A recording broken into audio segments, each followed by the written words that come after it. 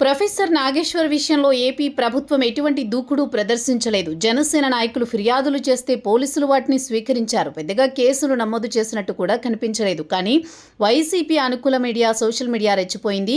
AP పోలీసులు తెలంగాణలోకి వచ్చేశారు. Professor నాగేశ్వర్ను arrest చేయబోతున్నారు అన్నట్టుగా ప్రచారం చేసింది.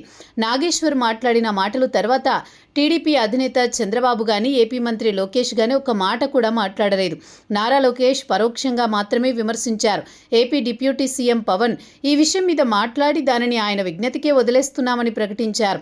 అంతేకాదు కేసులు నమోదు చేయకూడదని పోలీసులకు సూచించారు. ఇక సోషల్ మీడియాలో నాగేశ్వర్ అరెస్టు అని జరుగుతున్న ప్రచారాన్ని ఏపీ హోంమంత్రి వంగలపూడి అనిత ఖండించారు.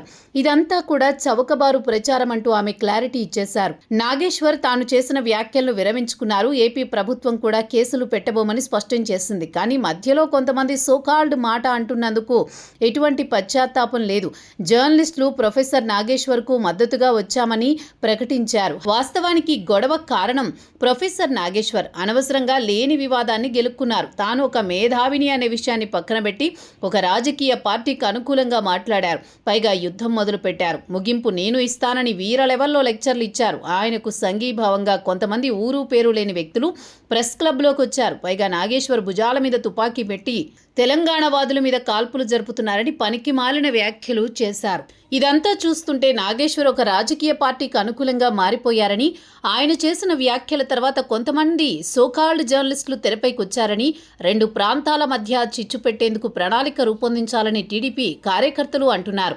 ఏపీ ప్రభుత్వం ఈ వ్యవహారాన్ని పట్టించుకున్నప్పుడు, సాక్షాత్ ఉప ముఖ్యమంత్రి పోలీసులకు ఆదేశాలు జారీ చేసినప్పుడు ఎవరు కేసు నమోదు చేస్తారు? ప్రొఫెసర్ నాగేశ్వర్ను ఎందుకు అరెస్ట్ చేస్తారు?